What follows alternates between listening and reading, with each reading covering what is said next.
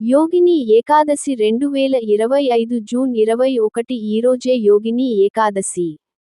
ఈరోజు ఈ 5 వస్తువులను దానం చేయండి. సంపద మీ ఇంటికి వస్తుంది. యోగిని ఏకాదశి నాడు మహావిష్ణువుని భక్తిశ్రద్ధలతో ఆరాధించడం వలన శుభ ఫలితాలను పొందవచ్చు. ఈ రోజున ఉపవాసం ఉంటే పాపాలన్నీ కూడా తొలగిపోతాయి. పద్మ పురాణం ప్రకారం, ఈరోజు ఎవరైతే భక్తిశ్రద్ధలతో ఉపవాసం చేసి మహావిష్ణువుని ప్రార్థిస్తారో వారికి ఆరోగ్యం బాగుంటుంది. ఈరోజు ఈ 5 వస్తువులను దానం చేస్తే మంచిది.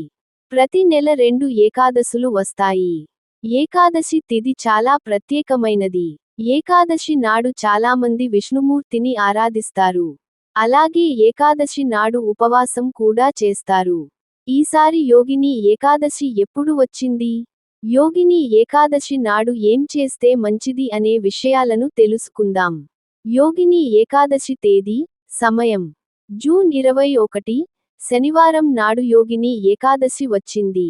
జ్యేష్ఠ మాసం కృష్ణపక్ష ఏకాదశి జూన్ 21 ఉదయం 7:18 మొదలై, జూన్ 22 ఉదయం 4:27 వరకు ఉంటుంది.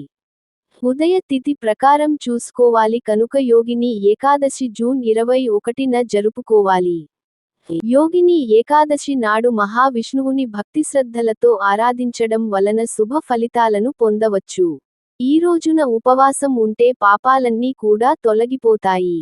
పద్మ పురాణం ప్రకారం, ఈరోజు ఎవరైతే భక్తిశ్రద్ధలతో ఉపవాసం చేసి మహావిష్ణువుని ప్రార్థిస్తారో వారికి ఆరోగ్యం బాగుంటుంది. ఆర్థిక ఇబ్బందులు తొలగిపోతాయి. సంపద పెరుగుతుంది.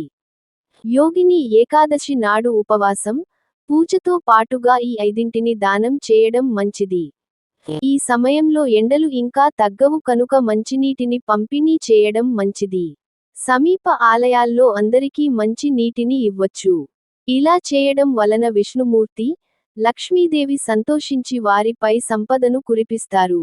యోగిని ఏకాదశి నాడు దుస్తులను దానం చేయడం కూడా మంచిది. మహావిష్ణువుకి పసుపు రంగు అంటే ఎంతో ఇష్టం. పసుపు రంగు దుస్తులను దానం చేయడం వలన సంతోషం, సంపద కలుగుతాయి. ఆర్థిక ఇబ్బందులు కూడా తొలగిపోతాయి. మహావిష్ణువుని ప్రత్యేకించి ఆరాధించే ఈ పవిత్ర దినాన ధాన్యాలు కూడా దానం చేయవచ్చు. పేదవారికి ఈ రోజున ధాన్యాలను ఇవ్వడం వలన విష్ణుమూర్తి ప్రత్యేక ఆశీస్సులు కలుగుతాయి. ఆర్థిక ఇబ్బందులు ఉండవు. తిండికి లోటు ఉండదు. యోగిని ఏకాదశి నాడు అరటి పండ్లను దానం చేస్తే కూడా మంచిది. మహావిష్ణువుకి అరటి పండ్లు చాలా ఇష్టం.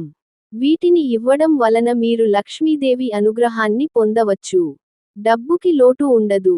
ఈరోజు ఇంట్లో పూజ మందిరంలో నూనె లేదా నెయ్యితో దీపారాధన చేస్తే మంచిది. దీప దానం చేస్తే కూడా సకల సంతోషాలు కలుగుతాయి. దేనికి లోటు ఉండదు. ఏ ఇబ్బందులు రావు.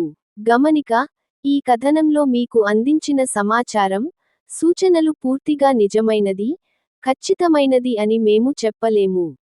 నిపుణుల సూచనల ప్రకారమే మేము ఈ సమాచారాన్ని అందిస్తున్నాం.